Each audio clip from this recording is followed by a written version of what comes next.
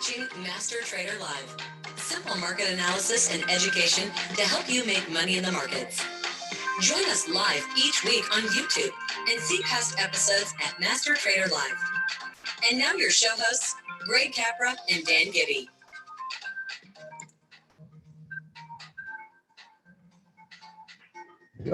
Good afternoon, everyone. Wednesday, Master Trader Live, and we got another great episode. Today, we're going to turn option Greeks into English. I love it because it's all Greek to me. And anything that we can simplify here is what our focus is at Master Trader. Whether it's just support and resistance, candlesticks, turning points in the market, whatever it is, let's reduce the brain damage and stop all of that hocus pocus type of analysis. And, you know, it doesn't have to be complicated with oscillators, indicators. And, you know, while Dan will explain these Greeks, you know, I didn't know anything was a Vega until, you know, Dan explained it to me that it wasn't a car. And which anybody been around for a while, you know, a Vega used to be an old Chevy car. But these things do have some meaning. Whether they relate to profits is what we're going to talk about. So no further ado, welcome, Mr. Gibby. Let's talk about Greeks. Awesome. Yeah, welcome everybody. Now, at Master Trader, we start with compelling patterns, our approach with the markets. And I'll just jump right to this slide. So this is our overall process. No pattern, no trade. And then we lay over these other qualities to determine the compellingness of a particular setup. And then we decide, do we want to trade stocks or options on it? And we'll get into that. But the benefit of options is and as you'll see, it's like three-dimensional. It adds other aspects to give us greater opportunities to put on a trade with a different bias, if you will, other than the car's only going forward or going backwards, which is what we're stuck with when we hit the buy or sell button on Apple or any other instrument. But our approach is different than many others who use a quantitative approach because they just want to trade the math alone. Now, there might be some really smart quants sitting in New York and Chicago that can do that really well with hundreds of millions of dollars of high-speed computers and internet connections. But for the retail trader like us, or even the family office, rich individual, that's brain damage, as Greg calls it. So today we're going to show you how to simplify it and how we don't put very much emphasis into the Greeks in terms of making a option directional or income trade decision because we put so much emphasis on the charts. But we will obviously show you how to interpret these both for entering a position and for measuring open positions, what these Greeks mean to your opens. So let's continue here. So buyers and sellers of options have different expectations. We give directional option trades when multiple time frames are in alignment, and we expect a big gain. The other bucket we call is our income trades. We just look at a pattern, and Greg and I will look at it and say, well, I'm really not sure how much it's going to go up or down, but it's surely not going to go under this support or over this resistance. And we sell options and credit spreads around those trades just to collect the money and get paid for making a determination that the pattern is going to hold until expiration. So what about buyers of options? What do they do when they go to the option table to say, I want to buy an option on Apple? Well, they're paying money for the right to buy Apple on or before a specific time at an agreed upon price. That's a directional trade, and the benefits of buying options when done correctly are limited risk, and you can make a much bigger return on capital because you're putting substantially lower amount of money down to take that speculative bet. So we do that all the time also, but we're going to show you how to turn these Greeks into simpleness and to profits. I like that word, Dan. I just made it up. So again, the sellers of options, we'll show you examples of that. And then as always, we'll do some scanning, find some patterns, apply what we teach here today and saying, okay, do we want to do a directional? Do we want to do an income? Are the Greeks going to make us money? And we'll show you that. Here's what the Greeks do though. And again, we'll get to all of this.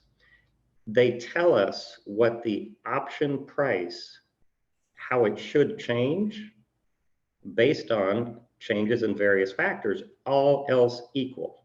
I know that's good sounding Greek right now, but let's go step by step. Whether you're an option buyer or seller, you have different expectations of reward and risk with these Greeks. Let's continue.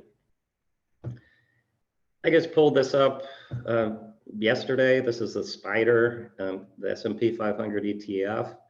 This is a quote screen. I just went out 26 days for no reason, just to show you what it looks like if I have my layout with all of the Greeks.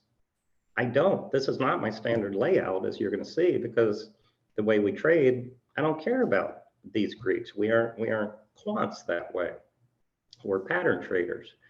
But all these numbers, so we're going to today talk about delta, gamma, theta, vega, the Greeks.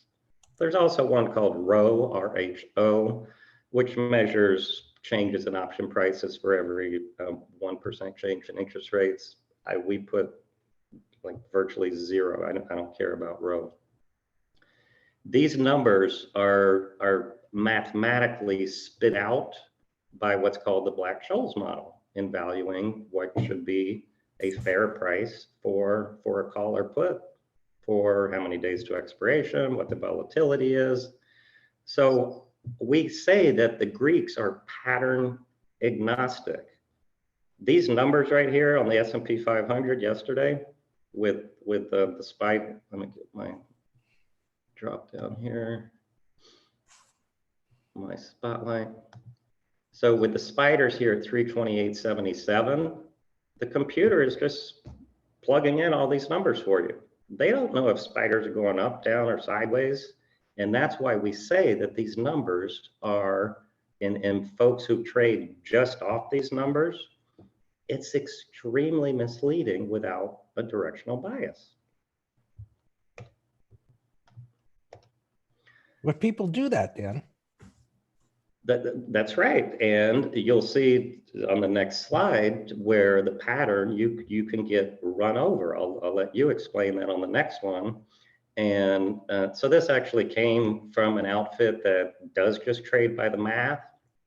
Look, it gets no simpler. The delta is the first derivative of the model with respect to price. Greg, what on earth does that mean? So I'm trying to break it down. Remember, I can remember stuff. Delta, that's a faucet. A derivative is creating something from something else. Correct. And of a model, which means you've got a bigger piece of something else that's part of with respect to price, which is the main thing. Okay. So they've taken this convoluted mathematical formula and definition that revolves around price, which is what we're going to trade. So the person who actually was presenting this webinar, he actually asked, will this help people trade better?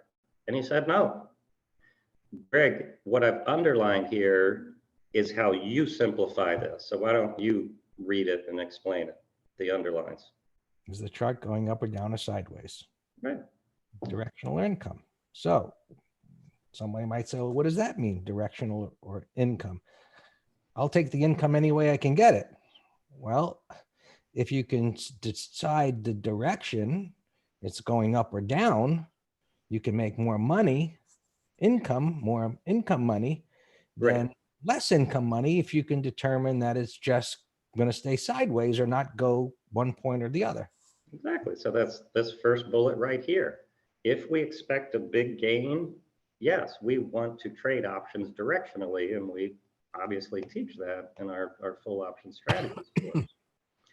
Let's now march through the Greeks and show you how to simplify them and how to make money with them using the charts, not math. So this is actually my layout. All I do is look at bid and ask, I look at open interest, and I look at the delta. That's all I care about. Well, we'll get to the others later. We want to know whether it's a compelling pattern and whether I'm doing a directional or income trade. But I'm just giving you the definition right now. What the heck does delta mean? It's not a faucet, as Greg said, it's not an airline, as other people, well, it is an airline, but it's not the Greek. Apple here, trading at 170, so we call that at the money. 50 delta, I'm not gonna get into all this today, but the deeper you go in the money, that's what we want to trade when we trade directionally. What does delta mean? Okay, this one at 89, I buy a 155 call option on Apple. What does that do for me? Well, I'm paying $15.85 a share. I try to get the midpoint, obviously. These are spready because it's after the market. And that gives me the right to buy Apple on or before expiration at $155 a share. So delta is 0.89. What does that mean? Very simple. Read this first bullet. For every dollar that Apple rises, because remember, I'm buying a call option because I want to take a bullish speculative bet on Apple going higher, then my call option that I just bought should go up 89 cents per dollar. That's what delta is telling me. So if we are thinking, Greg and listeners, that we have a bullish setup and we want to get paid for that bullish bias, we want this number to be bigger because we're going to get paid more money for our directional bias. We're going to get 89 cents per $1 increase as opposed to 14 cents if you buy this 180 call. Another way that people look at delta, and again, it is just the machine, Black-Scholes model, spitting it out for you. They say that it's the probability that the option should expire in the money. Statistics without charts. So if you're buying or selling a 50 delta, then it's a coin flip of whether it's going to expire at expiration above or below that number. So let me show you now with this example what a lot of simple just math option traders do with this delta. They're taught, hey, just short 30 deltas out of the money calls and puts all the time, regardless of the pattern.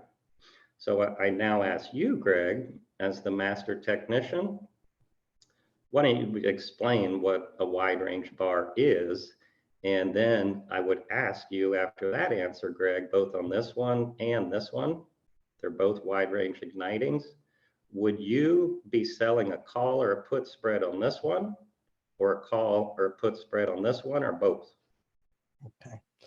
So before I explain that, so people that are option deficient understanding as myself, maybe a little less so myself than maybe some, but you're saying that they will just arbitrarily sell a 30 delta. Calls and puts without looking at the chart, correct? Which means that it's out of the money, correct? Correct. So, and as we said on the prior slide, then it has, one minus the delta. So it has statistically, it says it has a 70% chance of expiring worthless. right. So based on their Black-Scholes calculations, Right. that 30 delta is out of the money, and the probability is Right. that it will close out of the money and they will get to keep that money by selling that option. Correct. Okay. Now we get more interested here as to when we start adding the charts, where we start saying, based on the chart, is delta misleading? Right. That it's going to actually close out of the money. And Dan and I have had this conversation for years and saying, what is that idiot doing? You know, because, okay, they look at this Black-Scholes model and this probability, and they come up with, okay, you have this high probability that it's going to close out of the money. 70% chance, they say. 70% chance. Who wants to take that Sure. other side of that bet? I do. Because when I look at these bars and we look at this wide range igniting bar, and somebody says, oh, I'm going to sell the 175 call because it's a 30 delta. Right. I'll say, I'll sell it to you, idiot, because you didn't see the wide range bar, the igniting bar. And it's the same story with this guy that maybe when it was here at 170, and he's saying, I'll sell the 164 30 delta because that's going to close out of the money. I'll say, okay, idiot, here's another one. And how about here? Would you sell a put spread on this bar? no. Absolutely correct. Right. We'd be No. selling call spreads only.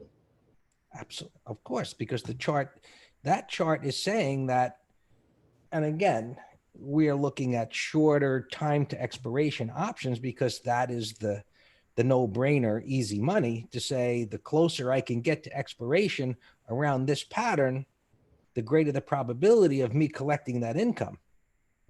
And so, yes, this we'd look to sell a call spread above that bar and ideally above this area if there's premium there. Absolutely. We'd sell the 185, 190s. Right. And, you know, so when you understand charts and, you know, it gets a little deeper than just that bar, of course, where we're saying it wasn't an uptrend, it gapped up, you know, the consolidation that supported the gap up, and that green bar supported it was going to go higher. And then it pulled back to support, and buyers had another chance to get into this great opportunity. And it started to go up, and it didn't go up, and it went sideways, and now it broke down. So the probability of what looks so great here of it going higher now doesn't look so great. And over here, it looks like it'll never happen. And so when we say to somebody, after this pattern and you understand it, what do you think the probability, today is Wednesday, let's, for example, say, what is the probability of XYZ, actually NSC, going back up to 185 by Friday? Right, using the master trader strategies of pattern recognition, because if you go look at the option table, they're going to give you the Black-Scholes statistical, which is the same for calls or puts, and that's why Greg and I repeatedly say they're misleading. So I'll be the first to answer Greg's question. At the end of this bar, or even halfway into it, you know, 30-minute low, let's call it, I would say the odds of this turning around and going back over 185, as you said, by Friday, 2 days, less than 5% would be my answer based on what we teach. Right. And that's what we look for every single day. Right. So that's a pattern that we would give our subscribers. Sell a bear call credit spread here, sell a bull put credit spread here. This was a bearish gap to the gap fill. I still got rising 20 and 50. It negated the gap. Over this red bar's high, we would be selling a put spread there. All right, very good. Let's continue. Now, this is a real trade that was on my account. So I'm going to explain now what these mean. Now, I sold, so I had a bullish pattern on this ARCH, Arch Coal at the time, whenever this was. So I sold a 10 lot of 31 days to expiration. $65 puts, took in 950 bucks, hit my account. I did not look at delta to put this trade on. I looked at the pattern and sold out of the money puts. Gamma, let me explain it here. It just says it's the expected change in delta for a $1 move in the stock. Who cares? But what it's doing is just simply measuring the velocity of the stock moving. But we are watching the velocity of the stock in the chart. We enter based on the chart and we manage based on the chart. So gamma is meaningless to us. But I'll explain it anyway. Let's go back to delta. What does this 96.43 mean? I sold a 10 lot of short puts. Well, one contract represents 100 shares. So I sold a 10 lot, which actually represents 1,000 shares of the underlying. So I'm obligating myself to buy 1,000 shares of Arch at 80 bucks a share within the next 31 days. That's a contract. And I took in $950 for that obligation. But so you might say, oh no, I don't want 1,000 shares of exposure. Well, Delta is telling me, no, this put was so far out of the money, it is the equivalent of me only being long 96.43 shares of Arch. So that's my Delta exposure is very minimal compared to these far out of the money puts I sold. And so, you know, gamma's that. We'll continue. We gave you a little example of that chart we just looked at with the wide range igniting bars, but we teach, okay, whether it's a directional or income trade, what strike do I trade? I mentioned we like in the money if we're doing a directional trade. The sweet spot, we like 80 delta or higher for the reason discussed on that Apple chart. What's the best expiration? Well, you got, am I buying or selling options? How much time do I want if it's a directional for the pattern to play out as I expect? When we're selling options, we like selling short-term options because of the time decay. We'll get into that more in a moment. So here's a very simple example of buying options as a directional trade using master trader setup. So we had, this is American Express last December, just last month. We had a wide range breakout. So that's the set. So up here, we bought the in the money 117 calls. Remember the reason we talked about, because I'm having a high delta and I'm not paying much time value. When you buy options, it costs money, and that's the time decay that we'll get into in the next slide or two. So what we do to put that negative time decay in our favor, so we just flip it on its head, turn it into a positive, is we sell a further out of the money call. So the stock here, we entered it at, let's just call it 122. And it was just a short-term swing trade for us, 8 days to expiration. So we buy one call, we sell another call, we take that money, and it lowers our cost basis. So this was a real trade. Here's the real math. This spread cost us $4.50 a share. The upside is $2.50 a share. The downside is what you pay for it, but we stop out under this base. We sold it the very next day on this rally for $6.40. So we bought it for $4.50. It was just a little short-term swing trade, sold it for $6.40, made $1.90 a share. This is the beautiful leverage on buying options with the charts. We made 42% in one day. If we made, let's just call it $2.50, if you were trading stock, and however many shares you did, you can do the math. 1,000 shares would be $122,000. And if you divide $2.50 gain by 122,000, it's a very It's a nice return on 2 days, but it's nowhere near what you can get by intelligently buying options and spreads. And we also teach legging into spreads. If we think it's about to make an explosive move, you don't have to do it right out of the gate as we did here. So the cost of the long call is reduced by selling the out of the money call. And as I said, this theta, which we'll talk about, we're flipping it on its head and putting it in our favor.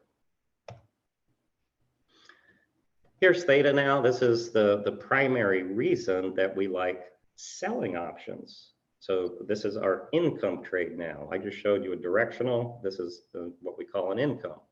So what is theta? Let's put it in very simple terms. Right here. It measures the rate that options lose their value every day. That's not hard to understand, is it? So people who buy options, that time decay is a headwind. To us, selling options, that's our daily income. As long as the stock is not going against us and it's either going in our favor or just bobbling around, we make money day by day. You can't say that when you trade stocks. Oh, it's just bobbling around and I'm still making money. You can see by this curve here how it just drops off into expiration. And that's exactly why we love selling the short-term options, because it's a melting ice cube into expiration. I'll show you an example in a moment where we love selling them on expiration day. This is just a visual for you to look at and for it to jump out at you of why we like selling the short-term options as opposed to the longer terms. So it doesn't even matter. So this was spiders, and I'm just pulling the quotes for you to see them here. And we're going to sell an at the money put for different days to expiration. Okay. So if you went out and sold 89 days out and at the money put, you take in $7.19. I'm just grabbing the midpoint of these. And let's say the spiders just is in a coma, hypothetically, and just goes sideways day by day. Then you're only making, I just did simple math, just take these 719 divided by 89 days, you're making 8 cents a day in time decay. What about if we sold a 33 day? Well, you're making 11 cents a day. What about 5 days? What about on Monday? We sell one that expires Friday because we see one of these wide range igniting bars that we showed you above. 29 cents a day. What about 3 days? What about on Wednesday? We sell a put for Friday. I'm taking in $1.11 a share, divide that by 3. So this is just showing you the math of how that time decay escalates. So the shorter time, the faster you make your money. Absolutely. And less money. Yeah, you make less total money, correct. But when we sell options, we kind of view ourselves like an insurance salesperson. So we're making money day by day as that policy, whether it's a car policy, house policy, as long as you don't have an accident, the insurance company makes pro rata 1 day of that premium you paid.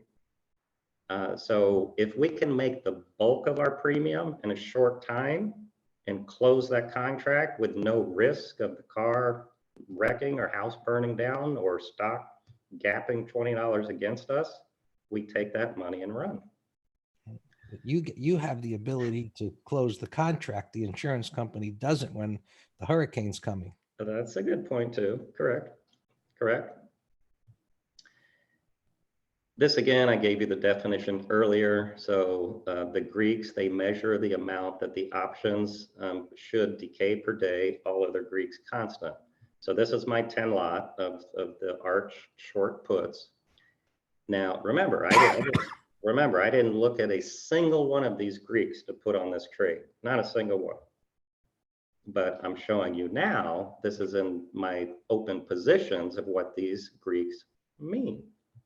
So theta of 4081 on my 10 lot, That's how much I'm making in time decay per day. So this is the reason why we sell premium with the charts.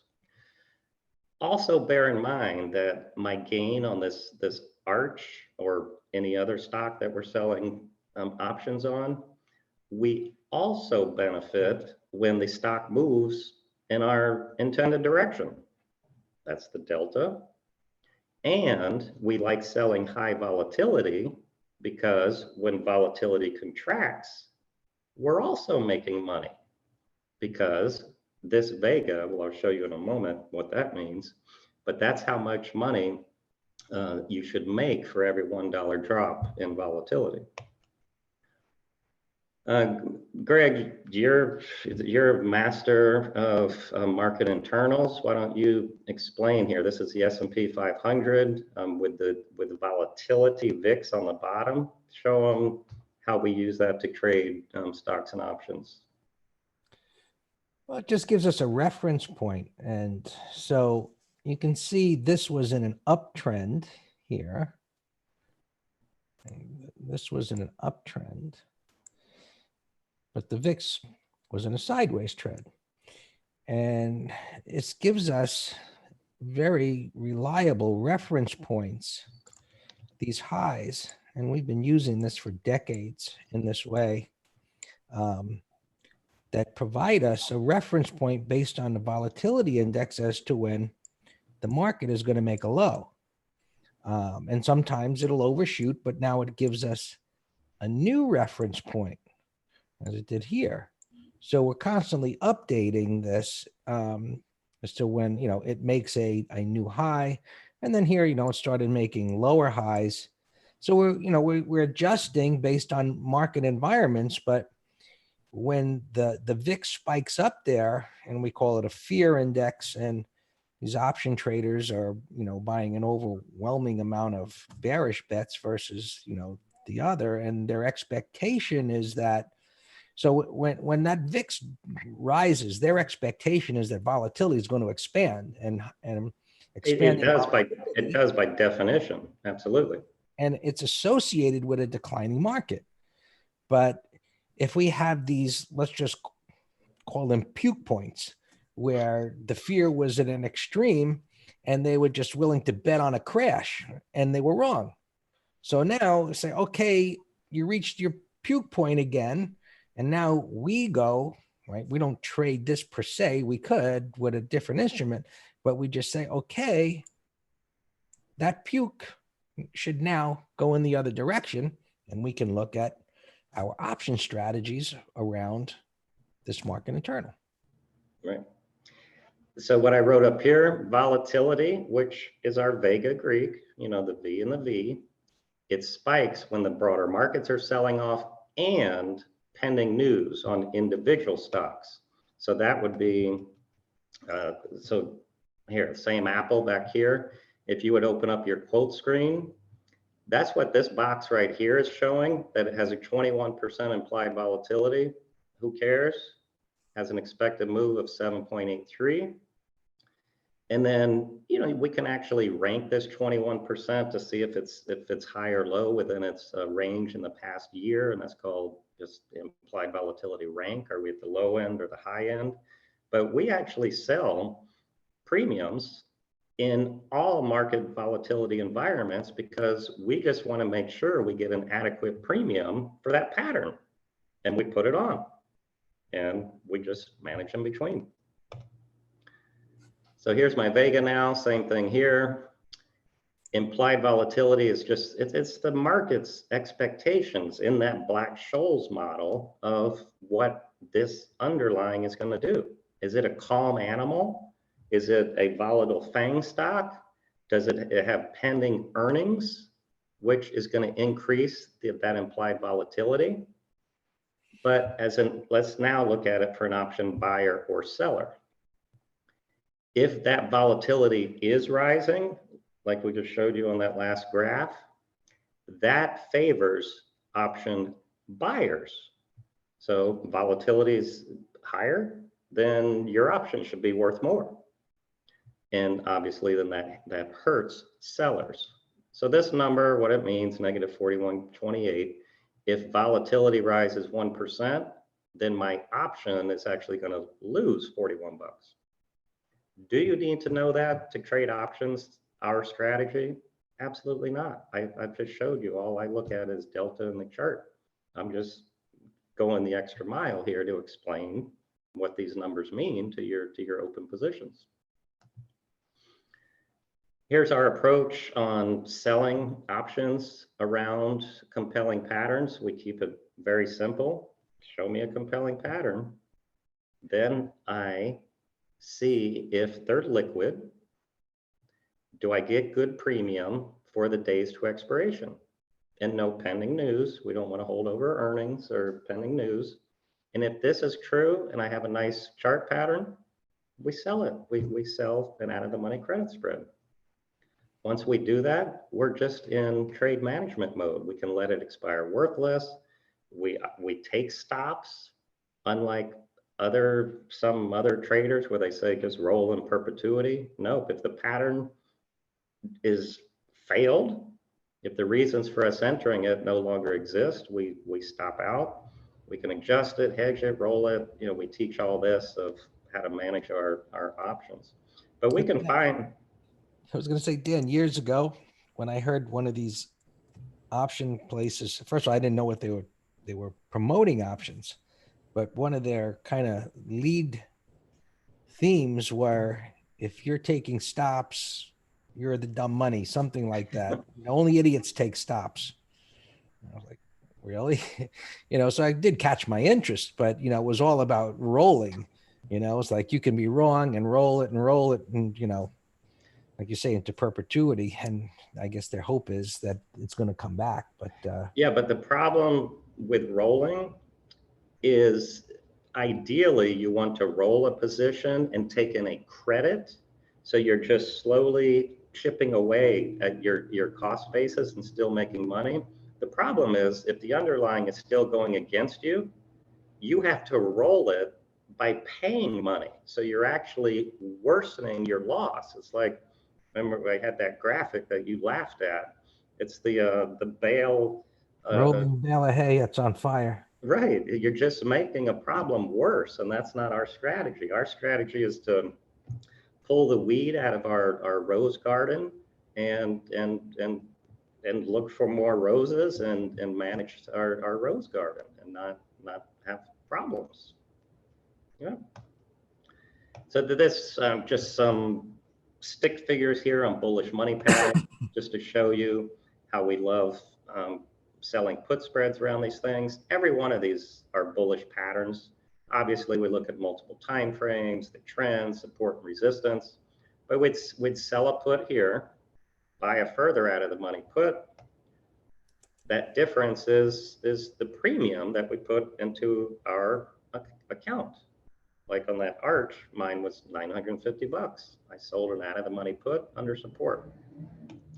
We just manage in between. Here's an example of a 0-day to expiration trade. Boeing here, everything's a pattern, climactic sell setup. Here's a 15-minute chart. Then we see this is one of those wide range igniting bars that Greg talked about on that other chart.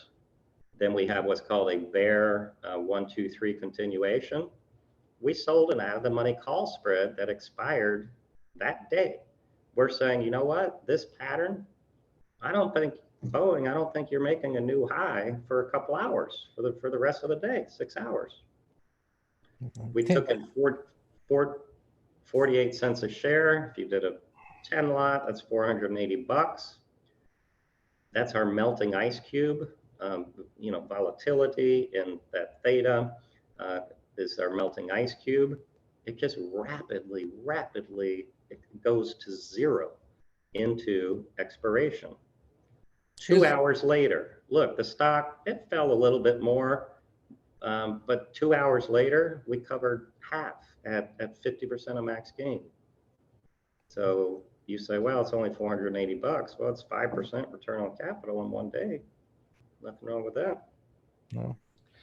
Yeah, this is another like example of that idea of selling out of the money calls with these big green bars coming out of bases that it's a 30 delta, but you're going to lose money based on the pattern. Absolutely. And right. And there was, we actually would say that is such a power move, this bullish consolidation into the rising 20 after this big move, that we would be selling out of the money puts under this. And directional, because yeah, in many trades, we do both. We do a directional and sell a put spread. Take the money from the put spread and buy a call on it, and then we have a double long position. For any of you interested, I actually wrote an article on this exact subject of selling options just on expiration day only. Feel free to email me, dan@mastertrader.com, and I can send you a PDF of that. This is also, and it sets up probably once a, I don't know, whenever we get a huge market sell-off. And I actually, with our bearish gap down on Monday, with the coronavirus thing, the market gap down 400, the Dow gap down 450 points. I genuinely was hoping that it would just keep selling off, and then we get our market internals in alignment of the breadth and sentiment of giving us an oversold reading, and that's when we clean up of selling out of the money put spreads on the index ETFs. So this one gapped up this day, deep into this red bar on support, gapped up, came in, we're in the green trading room, came in, bottoming tail, nice big green bar. That's when we sell an out of the money put spread, took in 45 cents, 0 days to expiration. You could even add on this afternoon breakout, or even, you know, buy a call. We do that sometimes in our green trading room. Remember, Greg, I think you were traveling actually, but we had a beautiful breakout on a Google like 10 days ago, a week and a half ago. And we bought call options for 35 cents and sold them for $8.50 when we catch a beautiful late day breakout like that. That's a home run. That was really fun. This is another one of our favorite, very, very high probability trades when it sets up with spiders on that last page and the market internals get cooked. The VXX, Volatility ETF, we wait till we get our bullish turn in the spiders, and we are shorting bearish patterns in the VXX. We can do a bearish directional trade, or we sell out of the money bear call credit spread. We did this one here. We sold the out of the money 55.60, and I have an entire specialty course 4 hours long on how to properly trade volatility with the charts, and teaching you the horrendous headwinds come from rolling of the futures. Yeah, most volatility folks out there, they're unfortunately not very good in my opinion. All right, 12:45, we can take a look at some charts at the market.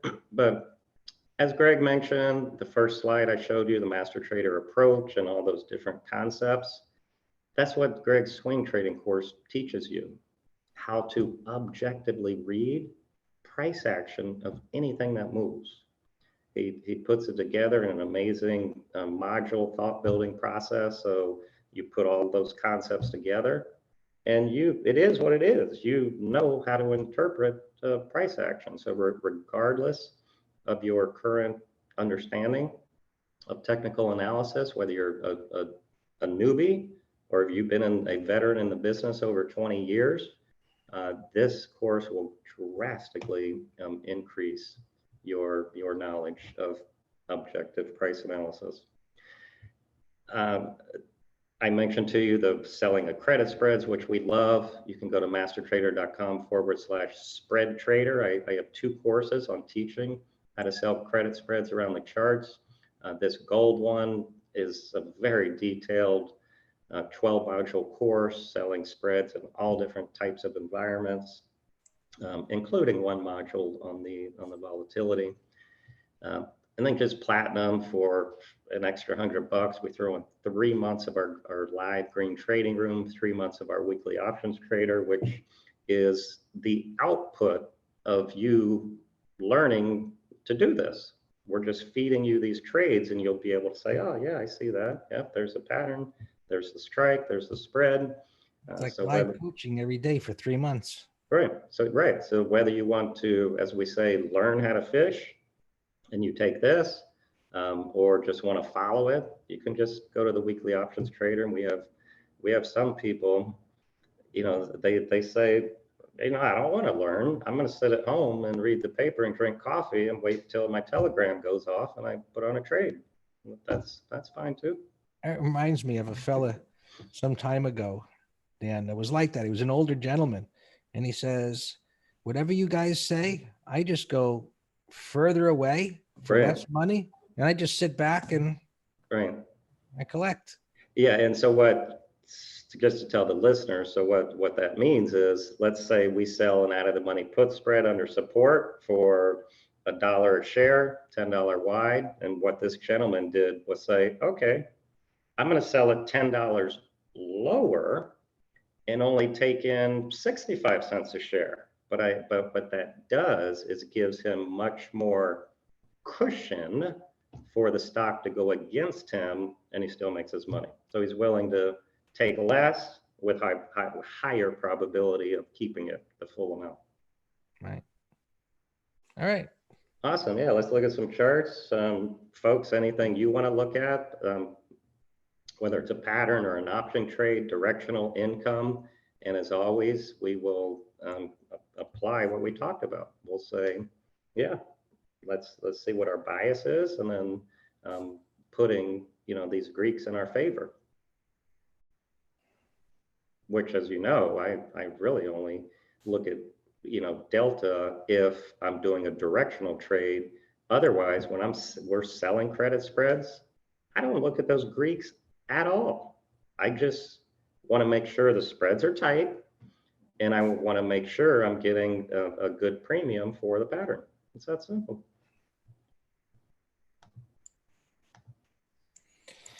Okay, so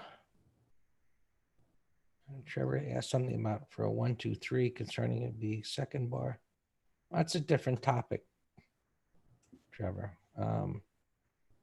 We don't care if it's a topping tail or whatever, as long as it's an inside bar close to it at the upper part of the range for a bullish one and the lower part for a bearish one. All right, AMD. What do we do with this, Dan? This thing cratered. I actually gave it as an idea in the green trading room today to sell the 51, 54, I think, bear call credit spread. So Carrie, I'm not sure what your question is. Everything for us starts with a pattern. So what is the pattern here?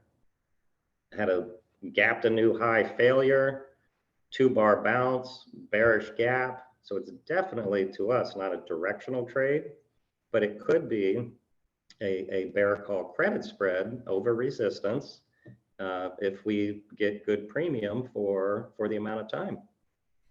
Right, so what Dan is saying is, like, this bar right here would be a heavy resistance area since it gapped down from that. So if we said, can we sell something at $51 or $52? And we went to the call options and just looked at those, and well, there's nothing there for 2 days, which makes sense. It's only 2 days away. Right. So I was looking at 10 days away. So then we go to the next one and look around there, and there's still not a lot of premium. There's still, 20, 30 cents. Yeah, there was more this morning because we love these gappers within the first hour or so, because that's when volatility is still high from earnings. Right. So again, this is the process. So now if we go 16 days away, and now we're starting to get a little bit more premium, but now the question becomes, okay, if I do a spread even if I take in 25 cents, is it worth me hanging out there for 2 weeks with the possibility of this going up? I think, well, we could probably find better. Right. So we keep looking. So, but it's a choice. Someone else say, yeah, I'll do it for 16 days and take in 25, 28 cents. Right? It's not a right or wrong. It's a choice. And then, if it keeps going down, obviously they're going to make money, but you're also tying up some money. Jeff's asking about GE. We're actually core long GE, so we had a nice gap today on it. Trevor asked about Adobe, but I don't Sure. know about that as it related to a spread. But since it's strong, we just, okay, here's support. Is there any premium down below 340? Of course, we can go to intraday charts and so on, but I mean, this is the process. There's nothing there for 2 days. Do you want to go to 9 days? Go to 340. So there's some premium there for 10 days. Right. And then, we also look at the broader markets too, to see if that's going to be a headwind or tailwind for our swing, for holding bullish positions for 10 days. So 340. Hey, Carrie, if you can put your drop down to all panelists and attendees. It probably, Dan, as I'm looking at this, even to go down to 330-ish, it's not a lot of money, but it starts to become more attractive. Anyway, an idea, that's the process, will it go down to $330 in 10 days? I wouldn't think so. Yeah, so folks, just kind of internalize that if you're new to selling credit spreads, because if I told you that in an email marketing advertisement, you would think we're snake oil salespeople. So it's trading at 353. So this stock could drop $23 against us, and as long as it closes above that 330, we keep the money. You would say that sounds like you're being a crook, because it doesn't exist in trading stocks. But we're showing you. This is live. This is real.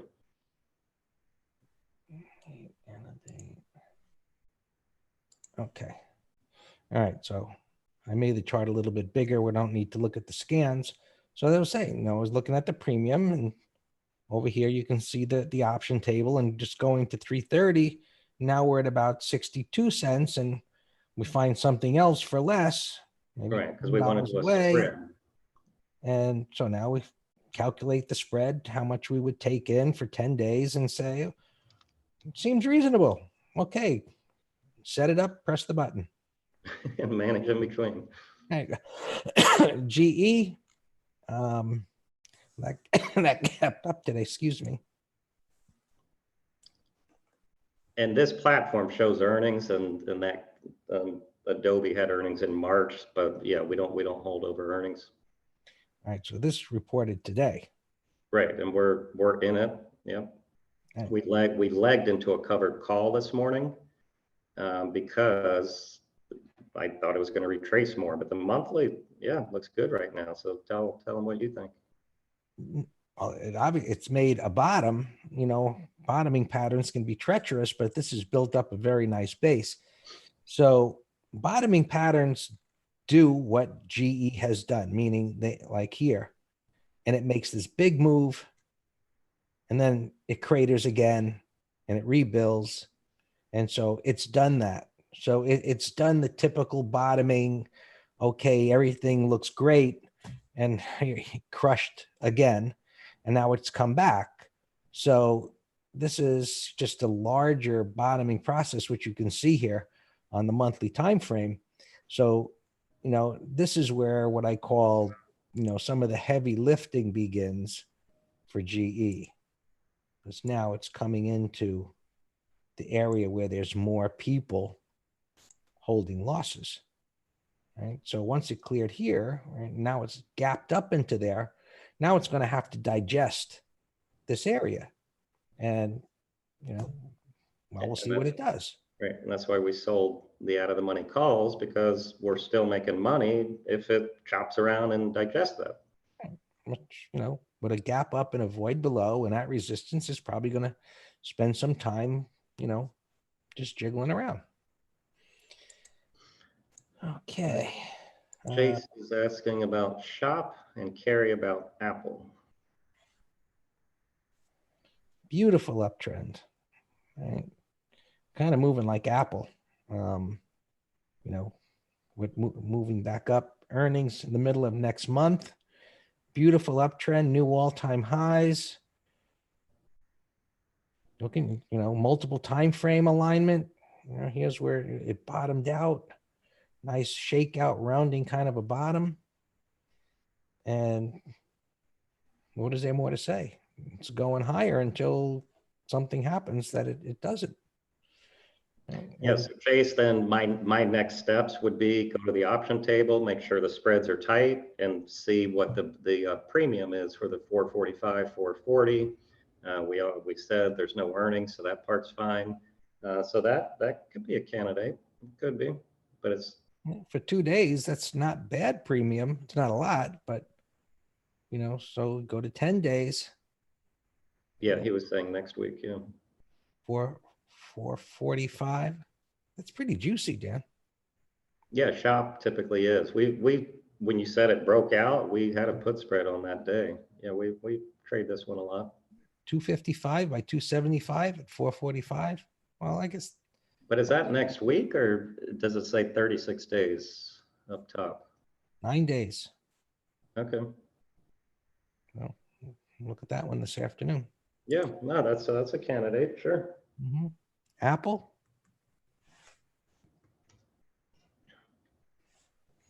So theoretically, this is one that sometimes you talk about the deflation in the premium after the earnings come out. Right. So I don't know. Did you guys consider selling a call spread on this today? No, we did nothing with it. There wasn't juice for no. So this, there's probably no juice. We go 330. Oh, we got to go over here. That's why I make them red and green. I like the way this sets up the option table where I can split it into the calls and the puts. And just go look a little narrower. 330. So again, that's really close, but that's going to expire tomorrow. But not 2 days. For some reason this started to drop today. It might be worth a consideration. If it were tomorrow, I agree, but it's 2 days. Yeah. And we also have FOMC at 2, so and it's lunchtime. We wouldn't be doing anything right now. So you guys see the process that we're going through for spreads. But look, this stuff works. Breakouts. You can do debit spreads, which means you're paying that, you're lowering your cost, and you could do what's called a debit spread, which gives you some directional exposure. Yep. The risk is a bit different, I think a little better. And, if you're really bullish on it, where you have some, these great patterns, like even that shop where here we had this rounding bottom on the weekly, and you might be willing to go out a couple of weeks and buy a call. Yep. Especially after, look at the explosive 2 wide range bars. Yeah, that would be a directional. So as Greg's saying, we would just start with an in the money call, knowing that time is against us. But then as soon as momentum slows, we leg into a debit spread. So, or a diagonal. Those are all strategies we teach in the full course. Intel looks great. I actually wrote in the letter, if it pulls back into this gap fill, look to buy it with a confirming pattern. A lot of the semis were getting beat up today because of, I guess, Xilinx. But, MU now looks lower with the gap down in today's topping tail. Xilinx, obviously very ugly. Wow. KLAC. That looks like it's going to go lower. So this is one of the underpinnings of the broader markets, these semiconductors, which have been leading. And if they all start to weaken, that's going to be a negative. Nvidia is weak. So, we got Microsoft coming out tonight. So there's a lot of kind of mixed messages here, but, even if we get a bigger correction overall, longer term, broader markets still look really good. All right. That being said, I hope you guys loved this MT Live. A lot to think about always with options, but as we always do, we simplify, make it easier, turn it into English. You can make money with it. So we'll be back next week. Hope you enjoyed it, and we'll talk then. All right. Good trading, everyone. Thanks.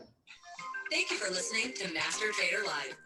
If you liked the show, we invite you to share this video on your timeline or tag a friend who wants to learn stock market tips. Stay educated with our free chart of the week, a weekly analysis or lesson sent right to your inbox. We're live every week, and you can subscribe to the channel and press the bell to get alerts. If you've enjoyed the event, please give us a thumbs up. Just visit mastertrader.com. That's mastertrader.com.